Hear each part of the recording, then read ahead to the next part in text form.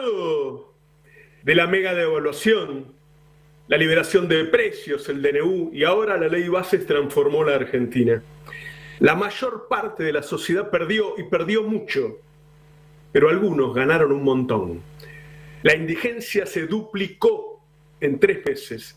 La pobreza se acerca a un inédito 60%, pero los balances de las grandes empresas están llegando a ser los más grandes de la historia. Milei ejecutó una transferencia de ingresos aún mayor a la de Macri, mucho mayor.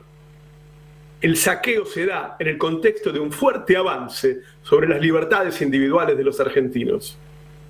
Me parece relevante recordar en este momento que hace muchos años que vivimos en un estado de excepción, que ni siquiera cambió durante la presidencia peronista. Todo esto empezó allá por 2016.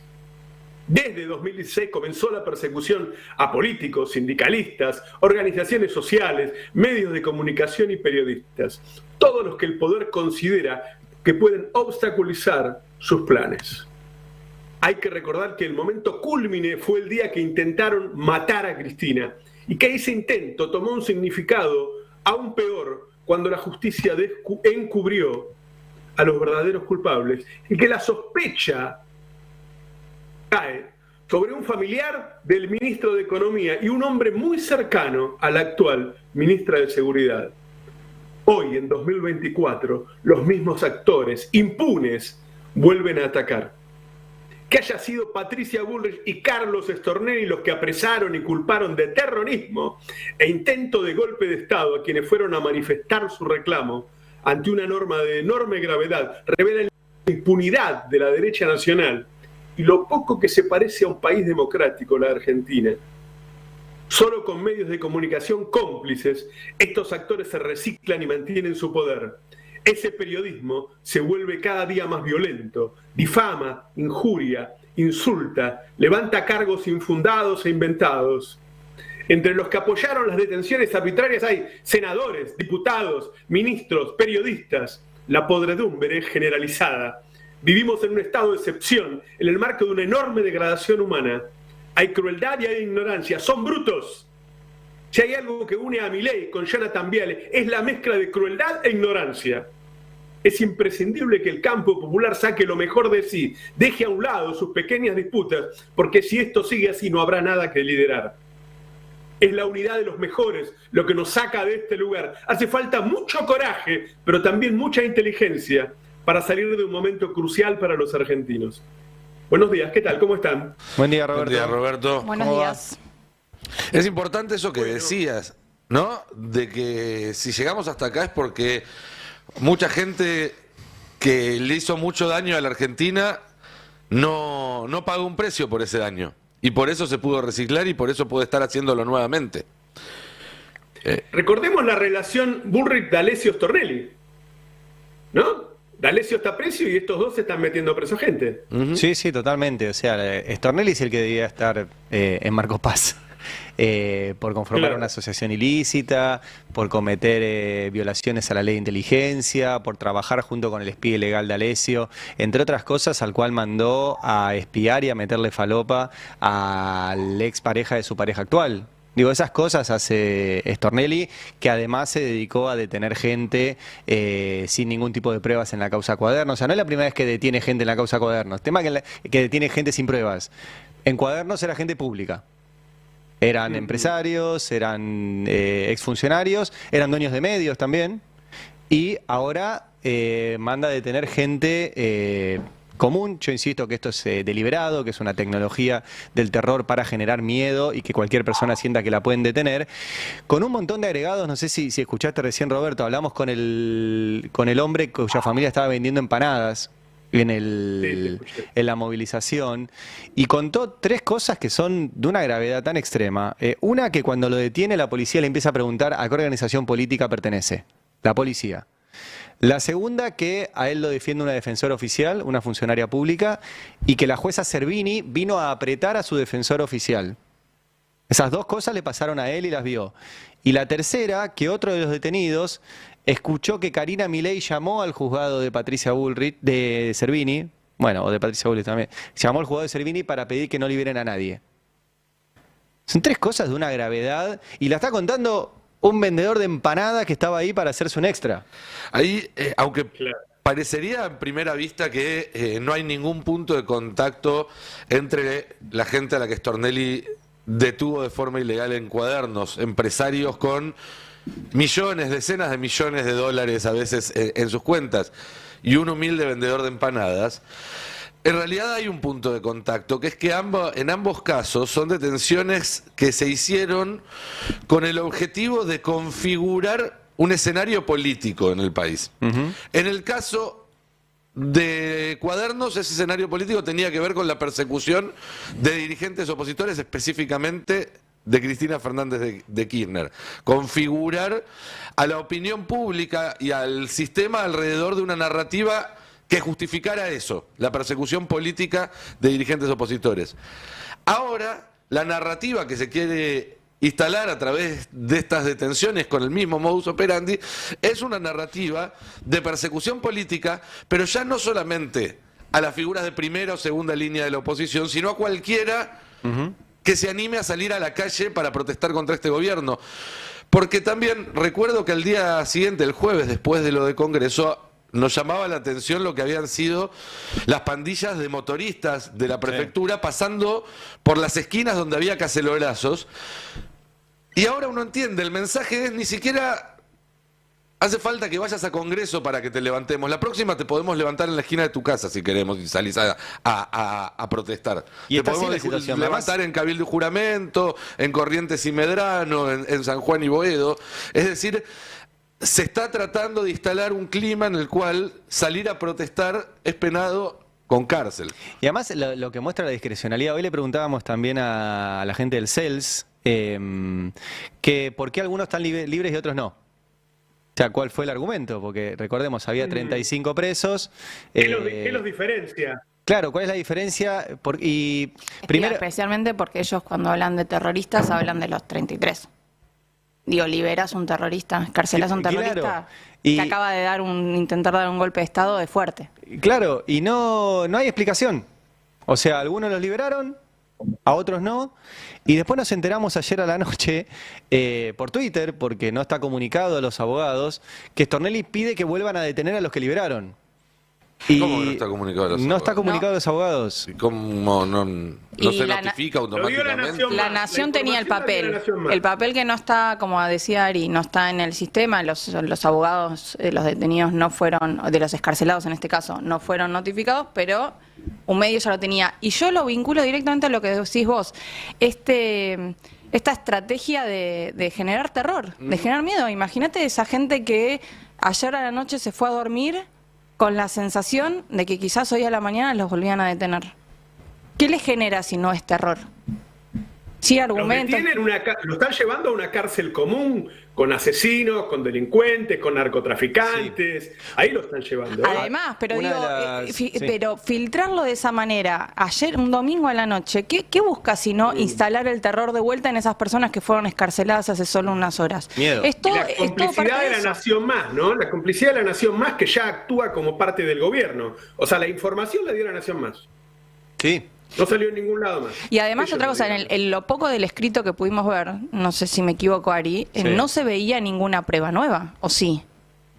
Estaba la primera página, la duda es, si ¿por qué, digamos, cuál es el argumento para una excarcelación que se acaba de aprobar hace cuánto? Yo en la nota que publiqué ayer comenté que hablé con gente del PRO y que me decía que esto es lo que quiere la gente, que tienen encuestas que dicen que esto es lo que quiere la gente, que la población no quiere más gente en la calle. Y hay varias encuestas que la dan a Patricia Bullrich como la figura de mejor imagen en el gobierno. No estoy cargando las culpas sobre la gente, pero estoy dando el contexto en el que esta gente también toma decisiones. Es que el rol, ¿no?, también van creando un caldo de cultivo. Es que el rol de los infiltrados también es ese, ¿no? Es darle a la gente una imagen que justifique que después digan, ¿cómo puede estar libre una persona que prende fuego a un auto? Bueno, lo que creo que es nuestro rol y lo que debería ser el rol de todos los periodistas es explicar que los que prendían fuego el auto no están detenidos. No, de hecho... no están procesados, no están imputados. El vendedor de empanadas... Y preguntarse dónde están, sería la otra, ¿no? Bueno, el vendedor de empanadas nos cuenta que ellos estaban cerca de los que tiraban piedras. Y los detuvieron a ellos y no a los que tiraban piedras. O sea, que había una decisión de ir por ahí. Y la otra pregunta que recién hacías, Roberto, de qué prueba nueva hay. Bueno, ayer Jorge Macri dice que él aportó algo.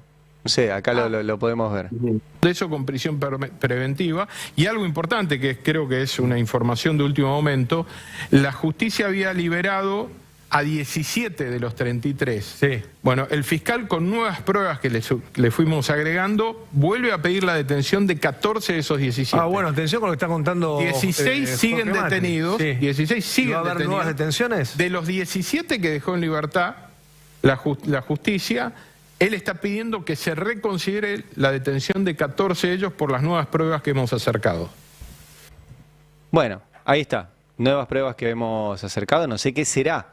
Pero evidentemente un señor que vendía empanadas, una piba que estaba ahí militando como estudiante universitaria, y puedo seguir la lista de los detenidos, no estaban cometiendo nada tan grave como para tener prisión preventiva y ser acusados de terroristas. Lo que han estado haciendo es escracharlos. Y ponen las caras, dan los nombres y lo vi a Viale llamando a los terroristas, cualquier barbaridad. Esa gente tiene amigos, tiene empleos en donde pueden ser despedidos, claro. Tiene vecinos, gente que no sabe. Y le hacen lo que nos hacen a nosotros, a los personajes públicos, ¿no? Escracharlos, ensuciarlos, decirle cualquier cosa al resto de la sociedad e incluso...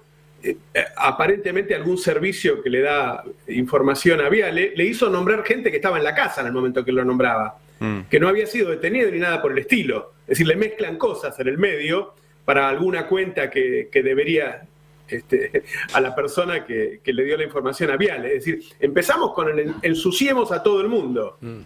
Hay un detalle que también da cuenta de la intencionalidad de estas maniobras para infundir terror.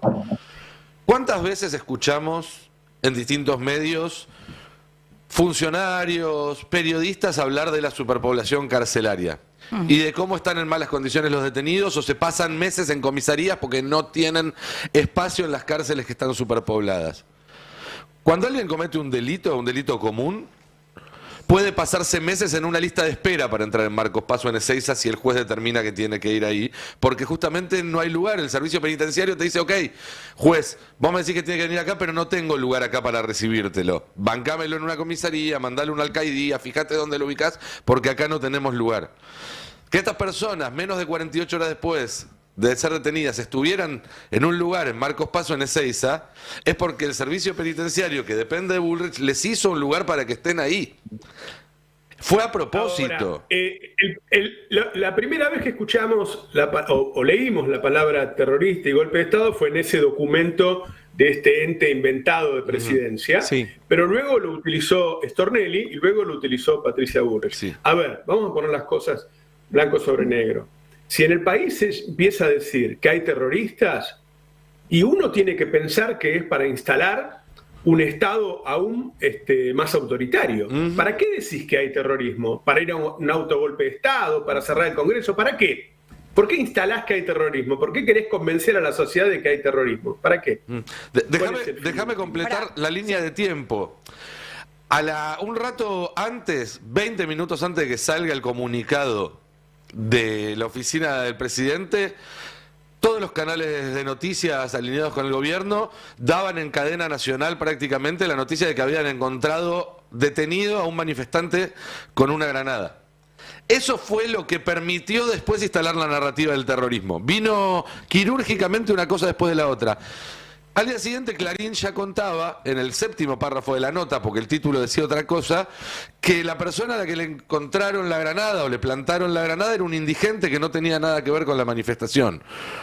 Y de hecho, el episodio de la granada desapareció de la narrativa oficial y se concentraron en el auto, se concentraron en otras cuestiones. Pero ahí se ve claramente cómo van introduciendo elementos en la narrativa para justificar el siguiente paso, en este caso el tuit de la oficina del presidente, que a su vez da lugar al pedido de detención que hace Stornelli, que a su vez da lugar a la demanda que hace Patricia Bullrich. Es todo un cuentito que estaba perfectamente planificado desde un primer momento. Y que no terminó. Y que no terminó. Y que no terminó, porque al mismo tiempo que, como vos decís, se multiplican las voces, muchas de ellas oficiales, que hablan de terrorismo de Estado, está esta cuestión de las cárceles de fondo. ¿Dónde está Bullrich? Visitando las cárceles de Bukele. Claro. Visitando el modelo que quiere replicar justamente. Entonces, cuando uno va viendo, digo, o hay muchas coincidencias o hay algo que más o menos, no digo que esté todo finamente pensado, pero está un poco armado. Porque justamente ayer a la noche se estaba sacando fotos en las cárceles y recorriendo cómo son las cárceles que ellos quieren construir acá. ¿Por qué?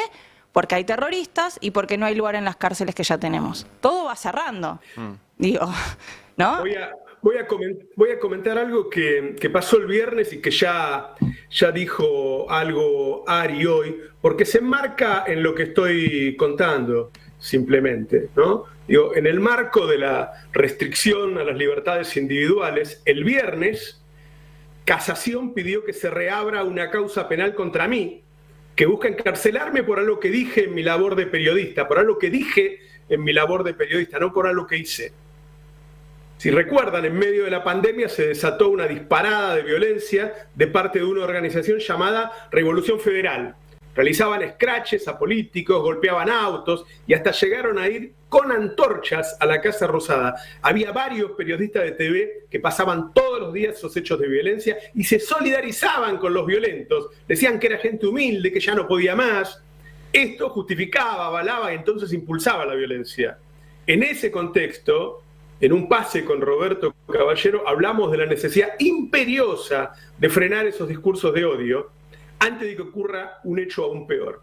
Bueno, 2 semanas después le gatillaron en la cabeza a Cristina. Un milagro que Cristina esté viva, y eso era lo que estábamos avisando que iba a pasar. Yo advertí que hasta los mismos periodistas debían tener miedo de que en esa violencia los atacaran a ellos. Y varias veces aclaré que era el Estado el que debía hacer algo con esa situación. Ese pase fue editado, recortado, unas pocas frases, de una manera que lo hace quedar como impulsando la violencia en vez de lo que realmente estaba haciendo, que era tratar de evitarla, y que finalmente pasó. Bueno, me denunciaron, pidieron que me metan preso.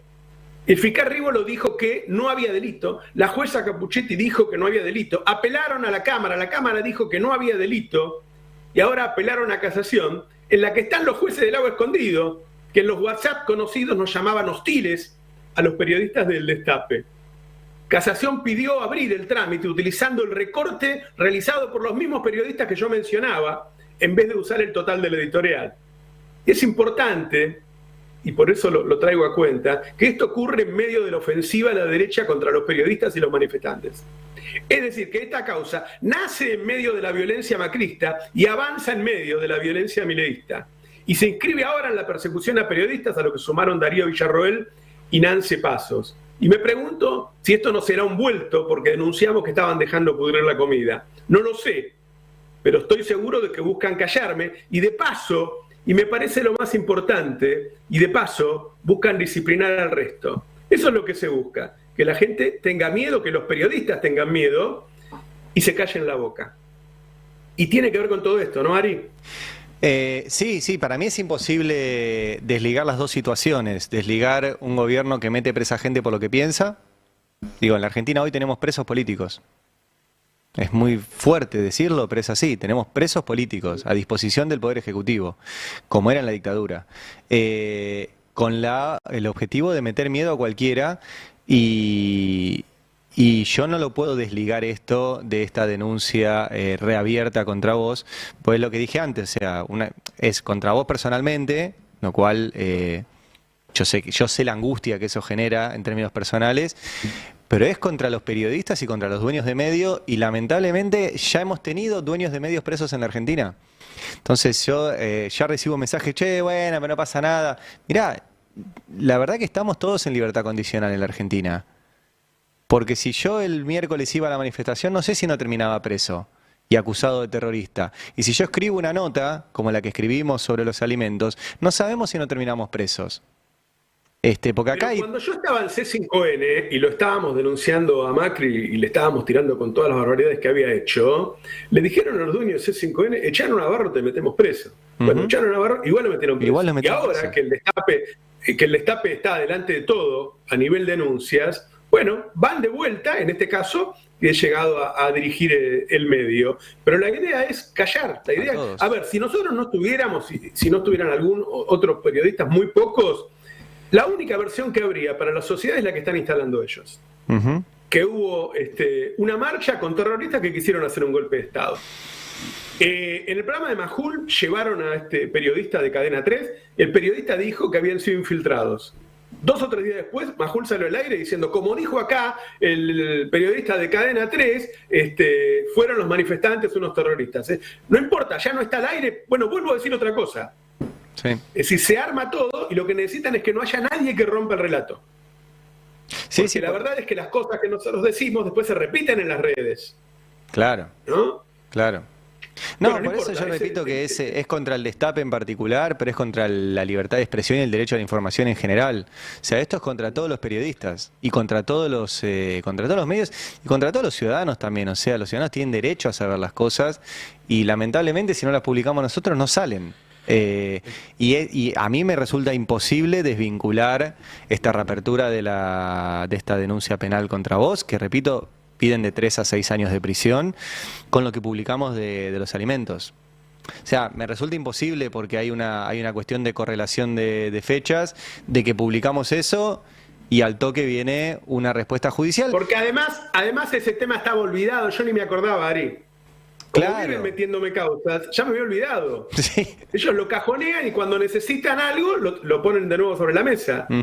Sí, la condena en general es el proceso, es mantenértelo abierta para tenerte siempre en libertad condicional. Que eso es lo que hacen, o sea, mantienen las causas abiertas para tenerte en libertad condicional y generarte... Yo ya aviso que no les va a no vamos a dejar de publicar cosas, pero bueno, sí que... Pero la verdad, yo te voy a decir una cosa, vos el otro día contabas el día que yo te tomé y te dije, vamos a crear algo que me trascienda, que sea el destape, no Roberto Navarro. Eso ya sucedió, eso ya sucedió. Me van a meter en cana a mí y el destape va a seguir igual.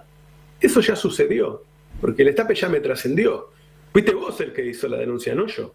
Entonces, es en vano porque ya hay un grupo sólido, con convicciones, que va a seguir adelante. No nos vamos a callar. Yo he estado en medios donde decía, bueno, cuídate, no nombres a este, no nombres a otro. No sirvió de nada. No sirvió de nada. Cuando los tipos te quieren atacar, te atacan. No hay nada que hacer. Pero me parece que ahora lo importante son los detenidos. Sí. ¿No? Porque eso sí están en cana. Y tienen menos visibilidad, la gente no sabe bien quién son, no tienen tanto quien los defienda. Me parece que si nosotros, si esta sociedad los deja ahí adentro, los abandona, como muchas veces se ha hecho en los últimos años, ir largándolos de a uno, como cuando la Cámara de Diputados lo dejó a debido, bueno, un día vienen por vos, ¿no? Un día vienen por vos. Ahora, se da en el marco de una transferencia de ingresos gigantesca. Publicó el otro día Ale Berkovich, el domingo, algunos balances, son monstruosos. No se puede creer lo que están ganando las empresas. Entonces, toda la pobreza, todo lo que te falta a vos en el bolsillo, lo tienen ellos. Y para hacer semejante transferencia de ingresos, necesitas meter en cana al que reclama. Y no solo, perdón, es meter en cana al que reclama, la parte de la crueldad es cambiar el eje de discusión. Porque uno, digamos, yo no tengo dudas que lo urgente ahora es que es la tercera noche que pasaron personas que fueron a protestar en una cárcel federal y que no me entra en la cabeza, digo, y que eso tiene que ser la prioridad. Pero en el medio seguimos viendo cifras, seguimos viendo situaciones de la economía que quedan en un segundo plano, pero que en realidad es lo que está de fondo. Y mi sensación es que cuanto más empeore la recesión, cuanto más empeore el desempleo, cuanto más empeore las causas del reclamo, más grande va a ser la represión.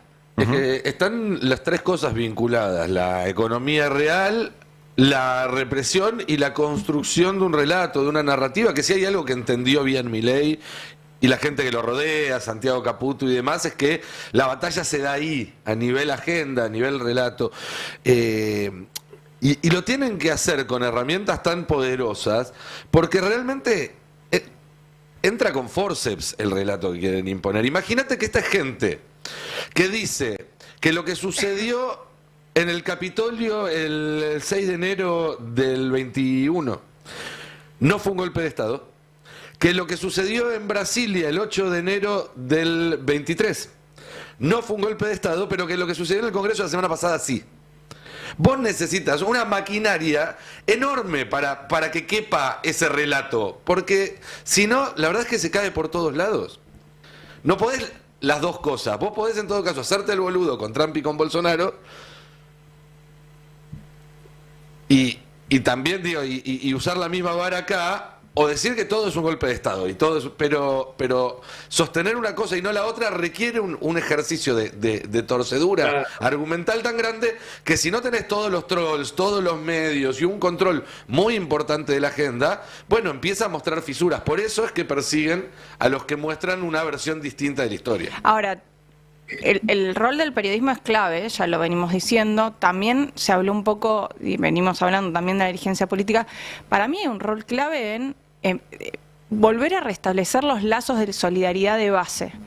Porque yo tengo una sensación de que hubo una desconexión entre el sector más movilizado, que suele ser más politizado, el que suele ir a las marchas, y el que ellos quieren representar y enquistar como kirchnerismo, como izquierda, y el sector que la está pasando mal y que es el que creo que necesitamos, que no quede aislado de ese sector movilizado y quede encerrado en el terror que están generando, porque no se va a movilizar nunca, ¿no? Entonces me parece que también tiene que haber un trabajo de volver a restablecer esos lazos en la sociedad, especialmente en los sectores que están más afectados, para que no quede que los reclamos son partidarios, como qué es lo que ellos están queriendo enquistar.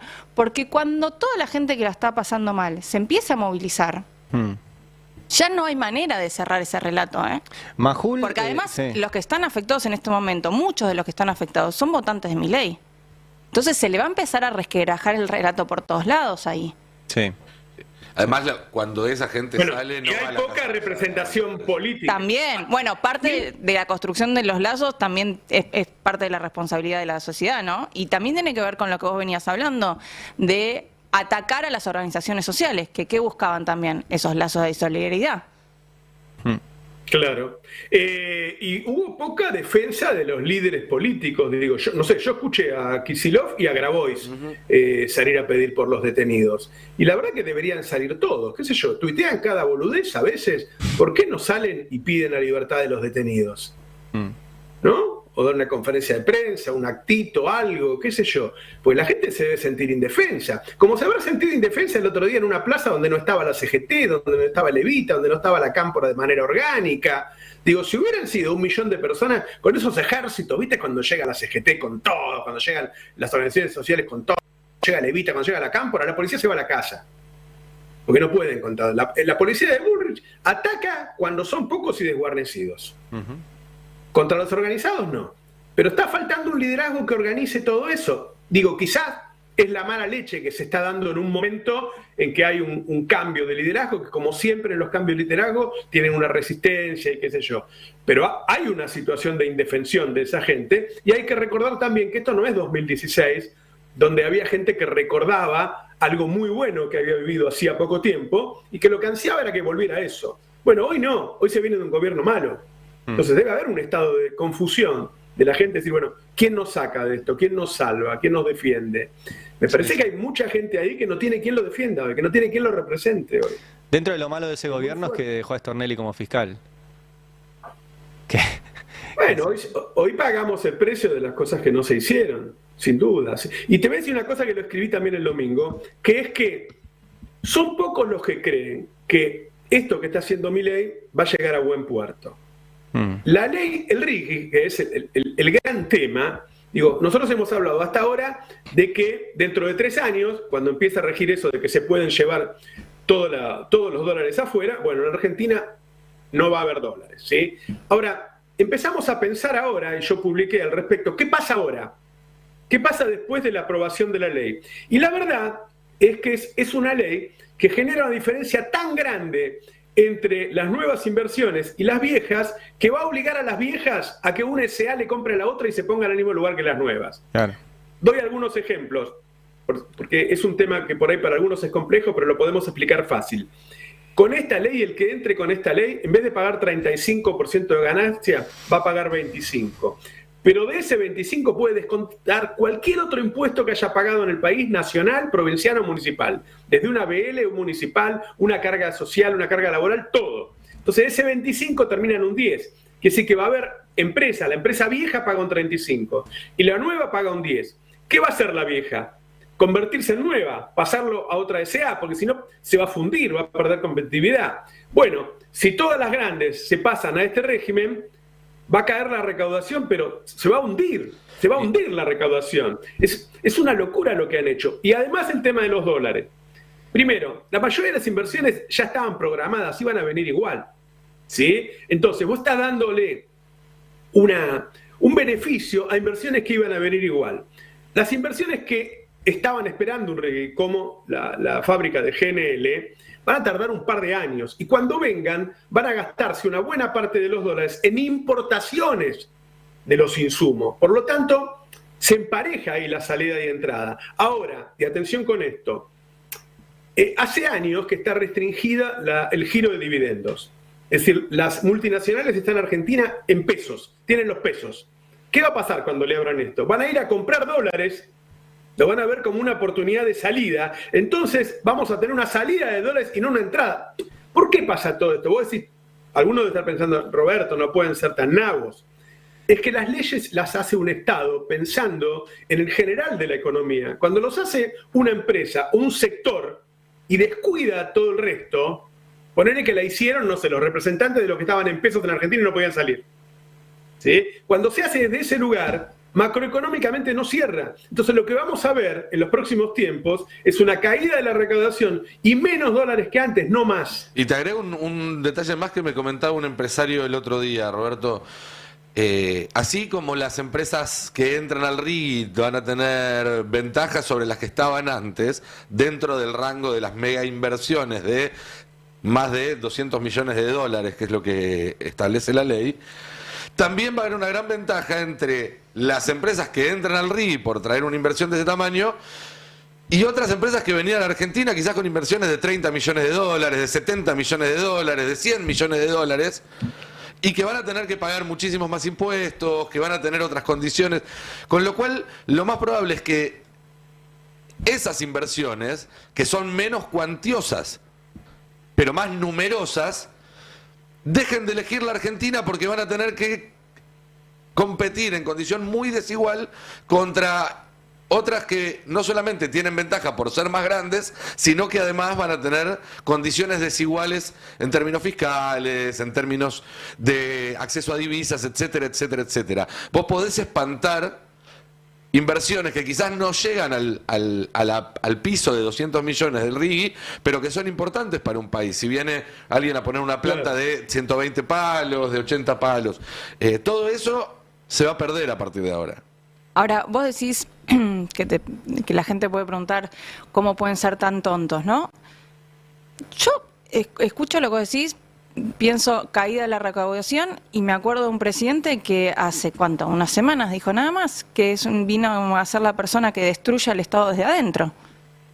Entonces, estás destruyendo el Estado desde adentro. Que caiga la recaudación significa que le sacan medios al Estado para intervenir, para tener un rol activo. Está destruyendo el Estado. Y vos también mencionabas cómo desde el gobierno argumentan, o inclusive también a veces desde la oposición, toda la oposición, argumentan que la gente, que hay un apoyo popular para este tipo de decisiones que nos parecen tan antilógicas, ¿no? Tan en contra de la lógica política que por lo menos existía hasta ahora en Argentina.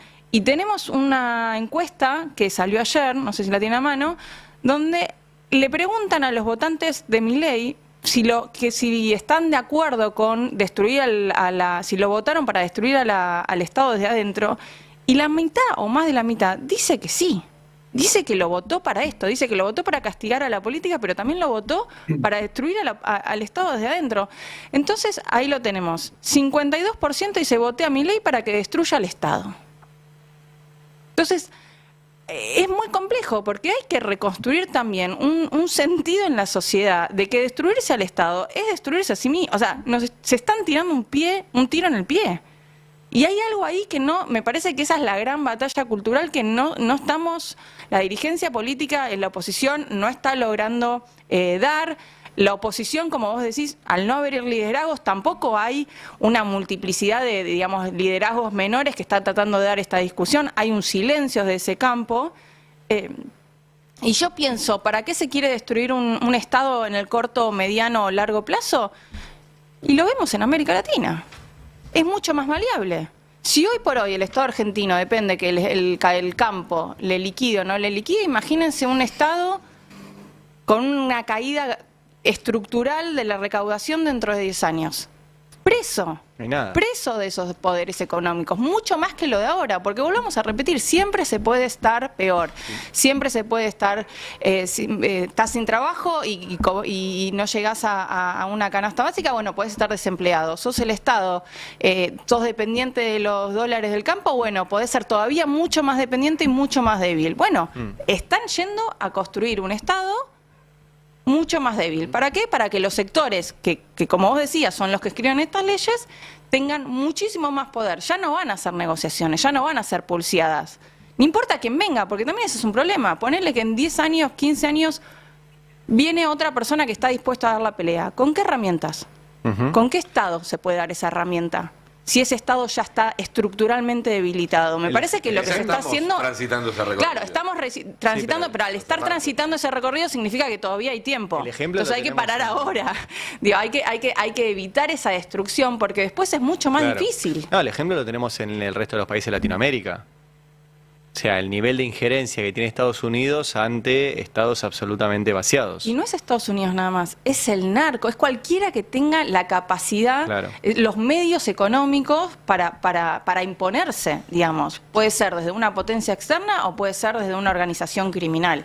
O puede ser desde los poderes concentrados de transnacionales o nacionales también, porque también puede ser desde poderes económicos legales, no tiene que ser solamente el narco, lo vemos acá, o sea, la economía depende de que un grupo muy chico que controla el agronegocio exportador, liquide o no liquide para que se tomen medidas económicas. Bueno, la ley de base, sin ir más lejos, es eso, es que pesó más la pluma de los grandes estudios de abogados y de las grandes empresas que el Congreso de la Nación. Tengo un chisme de eso, si lo podemos mostrar. Pero, a ver, ahora te paso el chisme y también quería repasar, porque hubo unas declaraciones de Sago este fin de semana sobre cómo fue el intercambio con Crexel y demás que dan cuenta de esto. Pero ahora hay un debate sobre si la Cámara de Diputados puede insistir sobre artículos que fueron rechazados por completo por el Senado.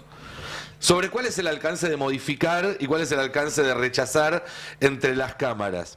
Porque hay algunos juristas que dicen, bueno, si una de las cámaras lo rechazó por completo, no es que lo modificó, es que lo rechazó y un artículo no puede pasar si no es aprobado por ambas cámaras. A la larga sabemos que eso igual lo termina definiendo el que logre 129 votos en la Cámara. No hay hoy en día un cuerpo superior que cuide ese tipo de legalidad porque la Corte Suprema tiene una jurisprudencia de no meterse en esos casos y menos cuando es a favor de los grandes poderes. Pero toda esa discusión tiene un punto de partida, que es haber aceptado discutir como una sola ley algo que en realidad tendrían que ser 40 leyes distintas. Porque acá cuando te dicen, con razón, una Cámara rechazó reimponer el impuesto a las ganancias, eso nunca debería ser un artículo más en una ley que habla de 400 cosas, sino que debería ser una discusión puntual. Por algo existen las leyes, los capítulos, los títulos y los artículos, digamos. Cuando vos tratás muchos temas distintos, los tenés que tratar en muchos proyectos distintos, porque si no genera este tipo de cortocircuitos legales, normativos, que hacen que las empresas puedan hackear la voluntad y la Constitución. A ver, para poner un ejemplo concreto, y ya te dejo, Ari, pero me parece claro. Imagínate que este gobierno el día de mañana quiere, vamos con algo exageradísimo, reimponer la pena de muerte. Y tiene votos en una Cámara para hacerlo y en otra Cámara no. Pongamos que la Cámara de Diputados junta los votos. Entonces, ¿qué hace? Manda un proyecto de ley con 2 artículos. El artículo primero es reimponer la pena de muerte. El artículo segundo es eliminar el impuesto al cheque. Pasan los 2 artículos por la Cámara de Diputados. El Senado dice, ok, eliminemos el impuesto al cheque, me parece muy bien, pero no, pena de muerte no, te lo rechazamos. Y eso vuelve a la Cámara de Diputados que, con mayoría simple, puede insistir en la pena de muerte. ¿Se entiende por qué está mal aceptar en un primer lugar sentarse a discutir un proyecto de ley que deberían haber sido 50 proyectos distintos o 100 proyectos distintos? Porque están hackeando la Constitución Nacional con esto. ¿Y quiénes la están hackeando? Los dueños de las grandes empresas. Te sumo 2 cosas. Primero, yo creo que la ley ya está. Lo que tiene que hacer ahora el peronismo es sentarse a escribir la ley que cambie esta ley. Está bien, podés poner derogas en la ley entera, pero yo creo que tiene que ponerse a laburar los think tanks del peronismo para empezar a escribir las leyes para el próximo gobierno que le toque. Digo, como tarea. Segundo, tenemos dónde fue Guillermo Francos a festejar que salió la ley. Porque nosotros decimos la ley la escribieron los estudios de las grandes empresas. De hecho, ya lo hemos mostrado, ya publicamos con Franco Misraje los ingresos de los muchachos a la Casa Rosada para escribir todo esto, etcétera. Pero lo muestran ellos. Tenemos la publicación. Este es Ezequiel Casañe, que es uno de los integrantes de uno de los estudios más poderosos de la Argentina, que representa a grandes empresas, entre ellas las de la familia Macri, pero un montón. Esto fue el día después de que se logró la ley en el Senado. Y dice, hoy en el Colegio de Abogados de la Ciudad de Buenos Aires, no es el colegio público, es el colegio de la calle Montevideo, que ahora voy a explicar, recibimos al jefe de gabinete de la Nación, Guillermo Francos, hora después de la maratónica sesión en el Senado de la Nación, por medio de la cual se aprobó en esa Cámara de Ley de Bases. Gran encuentro, festeja el hombre. Repito, eso no es el colegio público, es el colegio de la calle Montevideo. Es un colegio muy selecto, tiene 1.500, 1.600 socios, entre abogados de genocidas y abogados de grandes empresas. Esa es la fauna. Y Ezequiel Casañe, como su nombre indica, es hijo de Casañe, integrante del estudio Casañe, uno de los más poderosos del país. La ley fue escrita por estos muchachos, pero pusieron una funcionaria pública a coordinar cada una de las palabras que se cambiaba o no. De hecho, en las versiones que circulaban una con control de cambios. Vieron que el Word tiene control de cambios y figuraba el nombre de esta funcionaria. Esta funcionaria fue la que fue a defender la ley al Congreso, y se las muestro. Se llama María Ibarzábal Murphy. María Ibarzábal Murphy. ¿En qué estudio de abogados trabajó María Ibarzábal Murphy antes de entrar a la Casa Rosada a ser la que maneja la letra chica de la ley que se votó? ¿Fue una de Rioja? No. No, la del señor este que está hablando. Casañe. Entonces, el señor que publicó que se juntaron con Guillermo Francos a festejar la sanción de la ley, es el señor que puso a la funcionaria que manejaba la letra chica de la ley. Y lo muestran. Nunca vimos algo tan impúdico, ¿no? Esto es el LinkedIn. Perdón, quiero aclarar de dónde lo saqué. Esto está en el LinkedIn de este muchacho. El LinkedIn es donde uno busca trabajo o muestra lo bien que le va en su trabajo. O sea, el tipo está buscando clientes con esto. Pero además no tiene ningún tipo de pudor en vincular el encuentro con la maratónica sesión en el Senado. Porque podría haber dicho, hoy nos reunimos con el jefe de gabinete, todo gran expuesto. Encuentro. Lo vinculó él. A festejar. A festejar se juntaron. Y de vuelta la funcionaria que ponía la letra chica y que de hecho, repito, en los Word que circulaban, el control de cambios decía María Ibarzábal Murphy, la pusieron ellos. Es muy obsceno. Ahora, vos fíjate si la gente en general pudiera tener acceso a esta información y no tuviera el encubrimiento de los grandes medios. Se va a dar algo en estos días que, si todos los medios lo mostraran como corresponde, quedaría muy claro qué quiere el gobierno. Tiene que está peleando por el impuesto a las ganancias y por los bienes personales. El impuesto a las ganancias le va a cobrar a los trabajadores. Bienes personales es una baja del 90% del impuesto a los que más tienen. Es decir, si toda la población supiera que es así, diría, no, esperá, no pongas el impuesto a las ganancias, que yo no me cobres a mi impuesto a las ganancias, que soy un trabajador, y no le bajes el impuesto a él. Entonces equiparamos, porque los dos más o menos son el 0,5% del PBI, pero la gente no tiene la menor idea. La gente no tiene la menor idea. Y todo ese trabajo que hacen sobre los medios que informamos bien, de demonización, de denuncias y qué sé yo, es para que la gente diga, no, si lo dice ese es ultra K. No importa si vos estás encima en un momento que sos crítico sobre la posición K, pero no importa. Vos vas cerrando para que la gente solamente escuche a determinados periodistas que no hablan de lo que dice la ley nunca. Nunca, no vas a ver en Nación Más ni en TN que se queden un ratito leyendo la ley. Bueno, y hablando de esa doble vara... Mucha clase media que apoyó va a terminar trabajando en negro dentro de muy poco. Porque en cuanto salga de Estados, se legaliza el tener el trabajo no registrado, informal. Se legaliza. Vos podés tener trabajo en negro, no hay ningún problema. Dentro de 2 años te agarran y te dicen, ¿cuánto debo? Tanto. No hay multa, no hay pena, no hay nada.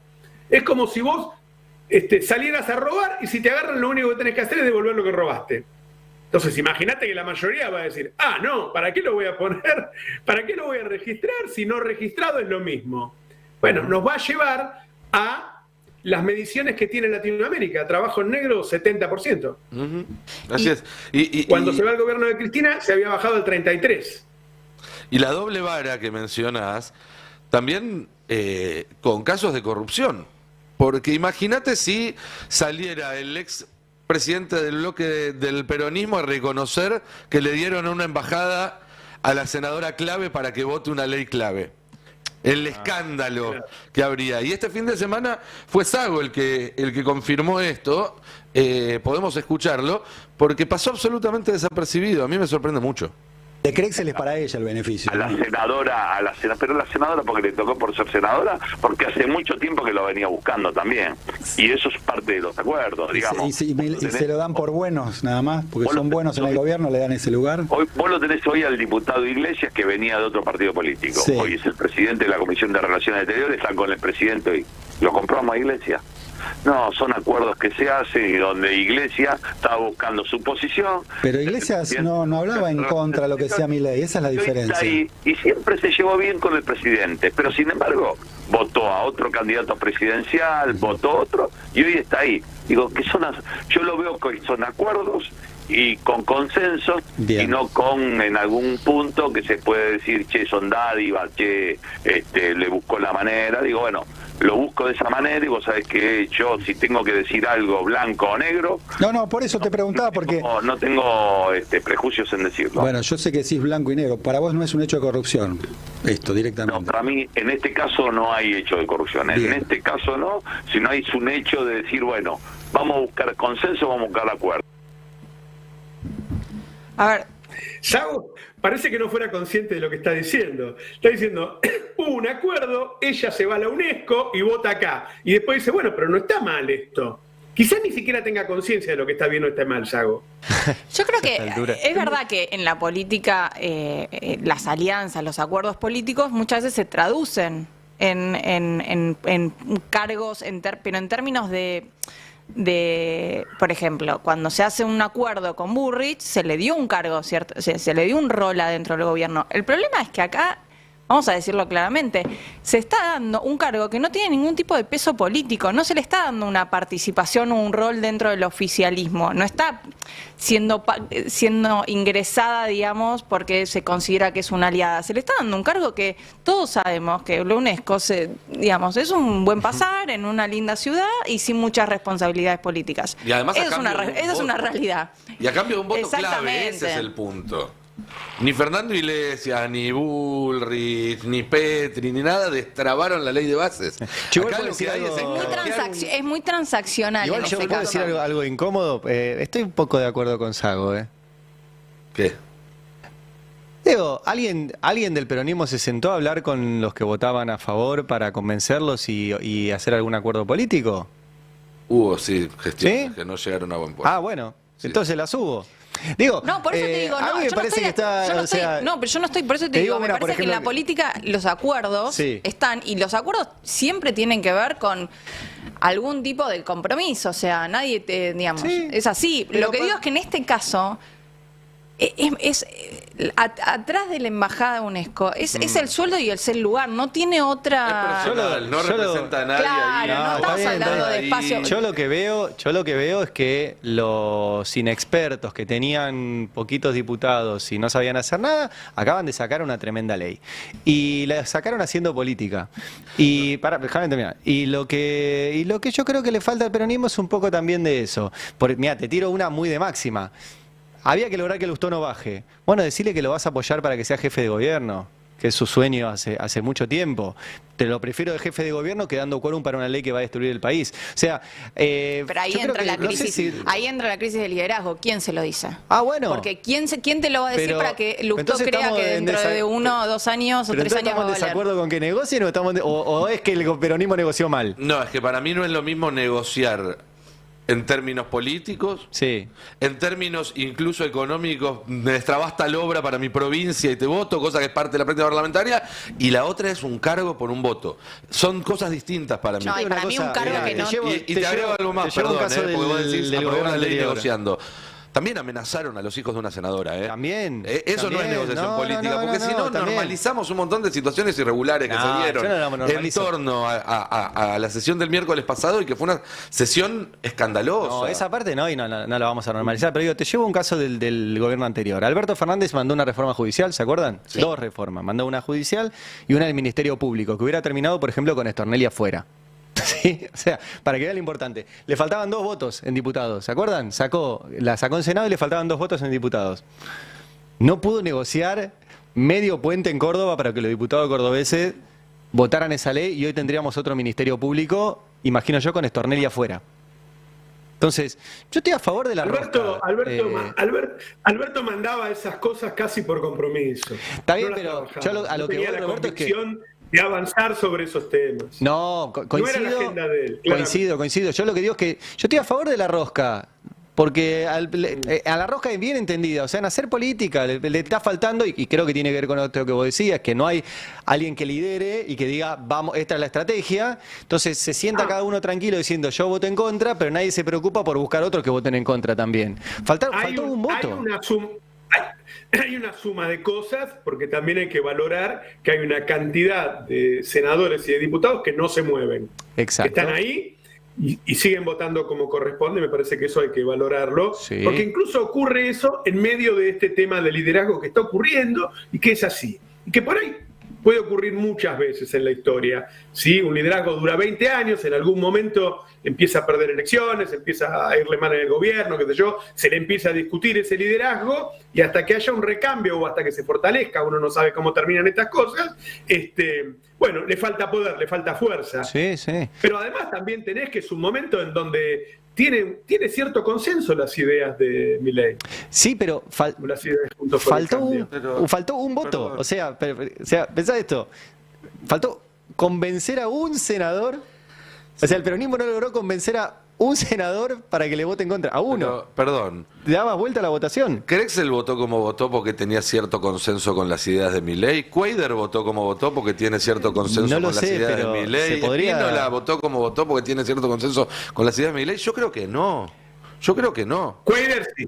Cuader está lejísimo de Cristina, de kirchnerismo. Pero uno puede estar lejísimo de Cristina y no estar de acuerdo con Milei, ¿eh? Lilita estar lejísimo de Cristina y no significa que esté de acuerdo con las ideas de Milei.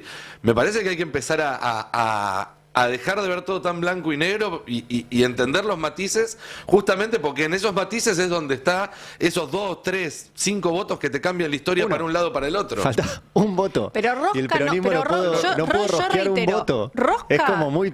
Rosca es una cosa. Garantizarte casa y sueldo en dólares en París, para mí es otra. Pero por la individualidad, digo, de lo que ganó. Eso es lo que a mí me hace ruido. Pero yo no estoy justificando lo de Krexel. Lo estoy tratando de pensar al revés. Qué bueno sería que el peronismo logre convencer a otros. Está bien, No pero lo ahí está logrando. Pero lo que digo es convencer. Yo estoy de acuerdo con vos. Hablemos de estrategia electoral para lo que se viene, digo, con Lustó, que es claramente un poco lo que está pidiendo. Ahora, eso tiene algo de discusión política, y en la política lo que está es lo colectivo. Estamos hablando de candidaturas, de coaliciones de fuerza. Esto es un domicilio y una cuenta bancaria.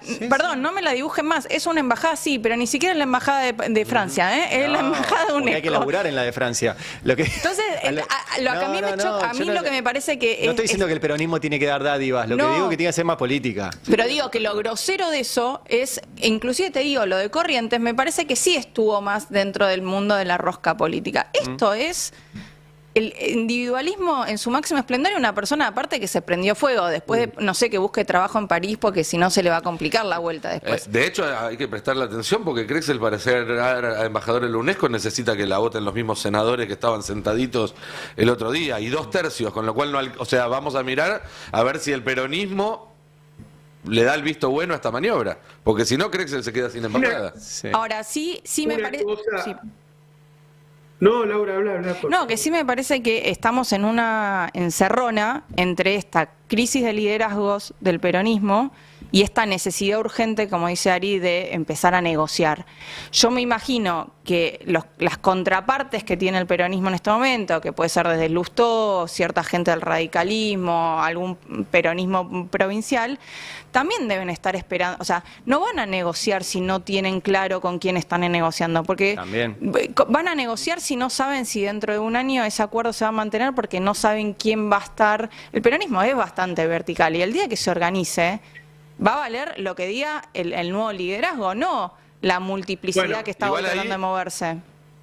Pero ahí hay un tema también de ideas, porque ¿cuál es el kirchnerismo? ¿El que eligió a Scioli o a Massa o el de las ideas de hasta 2015? ¿Es el que ahora dice, bueno, la verdad que tendríamos que hacer una reforma laboral, ver qué hacemos con los maestros que faltan mucho, qué sé yo, o el que sostiene sus ideas? Digo, me parece que también hay un momento en que después de la derrota hay una revisión de las ideas que yo preferiría que no fuera así, pero está sucediendo. Entonces no solo no están definidos liderazgos, sino que en el seno del kirchnerismo, no del peronismo, hay distintas ideas. La influencia de Massa sobre Máximo y Cristina sigue estando igual que en todo el último año y medio. Y Massa no piensa lo mismo que Kicillof. Entonces, después de una derrota muy dura, a mí me parece que todavía hay una vorágine no solo de definición de liderazgo, sino de qué es el peronismo. Sí, y hay una cuestión más que tiene que ver con dos temas que hablamos más temprano. El tema del apoyo empresarial, que hace que algunas cosas pasen más fácil, y el tema de la persecución, que a lo largo de los años han generado también algunos mecanismos, porque vos decías, no podés negociar con el peronismo porque no confías o no sabés si te van a cumplir lo pactado. Este gobierno ya está rompiendo los pactos que hizo hace una semana para aprobar, y sin embargo en diputados están negociando igual, y ahí entra el tema de los sponsors, y entra el tema de que para muchos diputados, diputadas, senadores, senadoras, sentarse a negociar con el kirchnerismo significa que van a aparecer en las redes sociales, que van a aparecer en los medios de comunicación, vistos con una luz con la que no quieren ser vistos. Y esos mecanismos siguen todavía muy presentes a la hora de los cálculos de costo-beneficio para los radicales, para los socialistas, para los... También, Nico, hay una diferencia entre negociar, por más que no le tengan confianza al gobierno, con el que tiene la lapicera para darte algo, y negociar con un peronismo que es promesa futuro, porque en este momento es oposición. Entonces también me parece que, por más que el gobierno, yo escuchaba ayer a algunos diputados, algunos senadores que decían, bueno, si el gobierno da marcha atrás con todos los cambios que hicimos en senadores va a perder nuestra confianza. Sigue siendo el oficialismo, sigue teniendo la lapicera y sigue teniendo el poder, y el poder, aún en esta situación de debilidad y de caos interno, ordena un poco.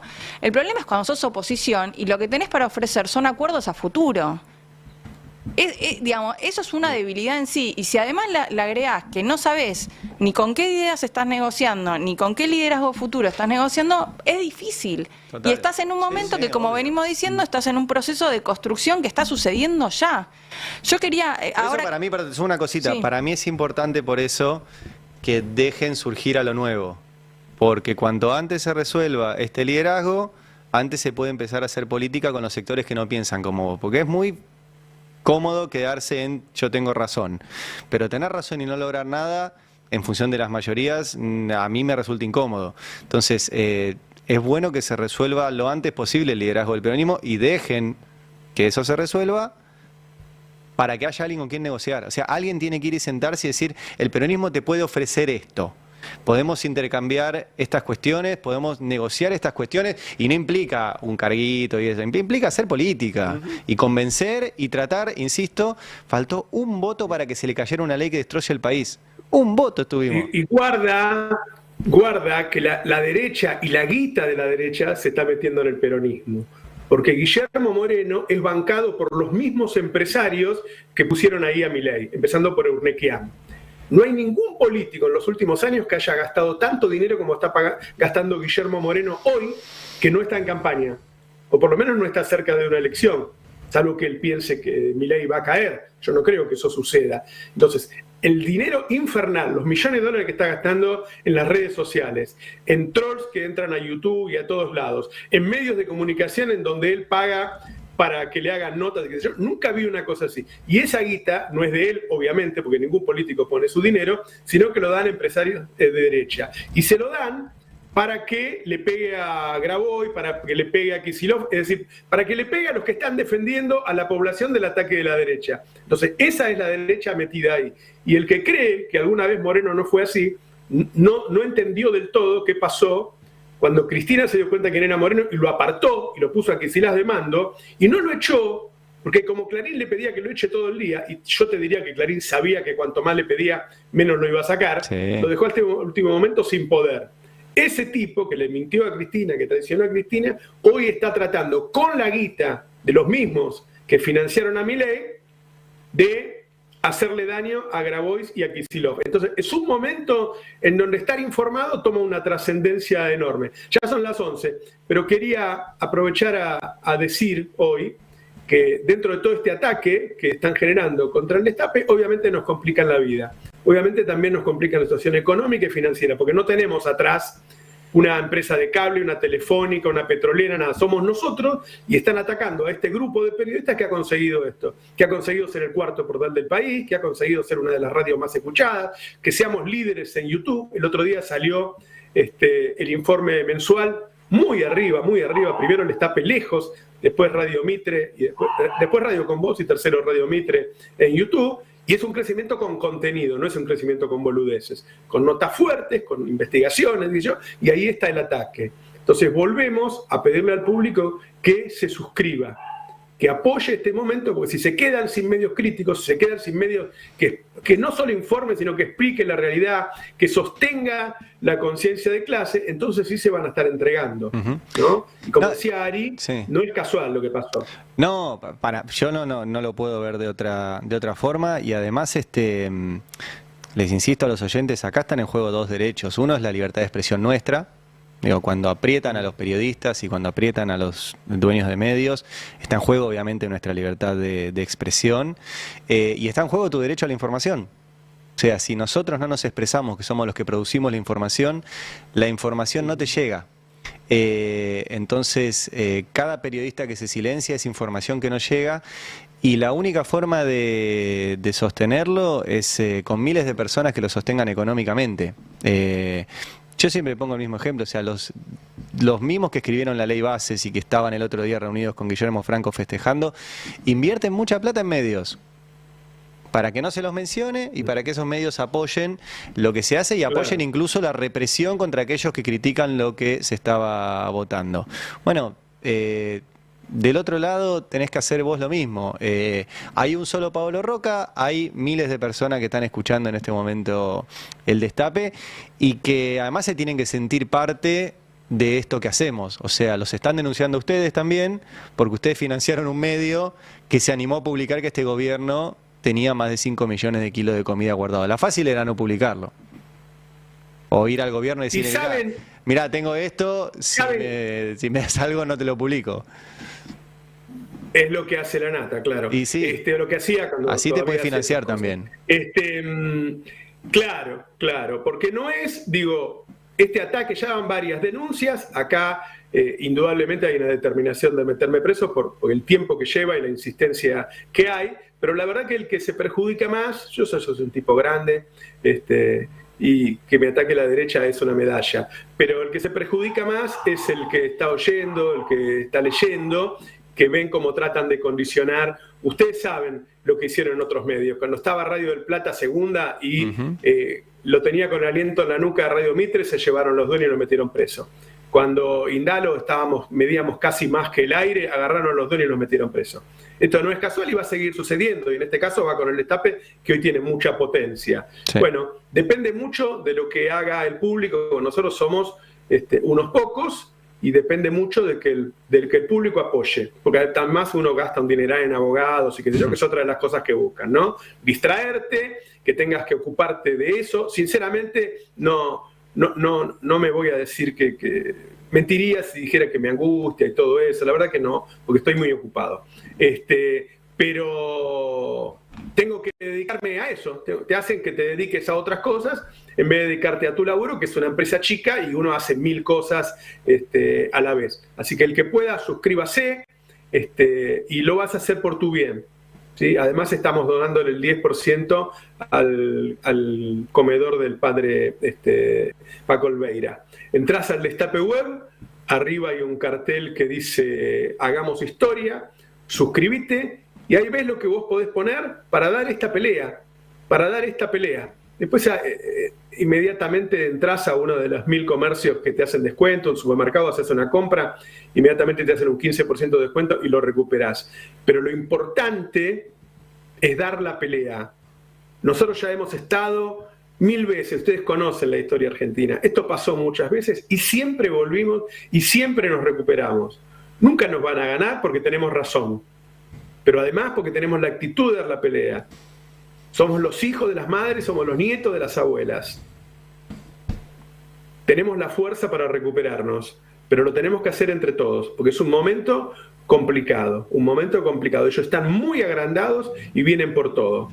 Así que, dale, suscríbete, hagamos historia, que es un momento en el que estamos haciendo historia. ¿Sí? Chao, chicos. Chao, chao. Chao, Roberto. Chao. Muchas gracias. Chao. Pluralidad de voces, información, humor y sobre todo, la verdad. Necesitamos crecer, pero con tu apoyo. Para ser libres hay que invertir y apostar. Además, tenés la feria para promocionar tu negocio y muchos descuentos y beneficios. Suscríbete al Destape. Entra en www.eldestapeweb.com y apoyá este proyecto. Sumate.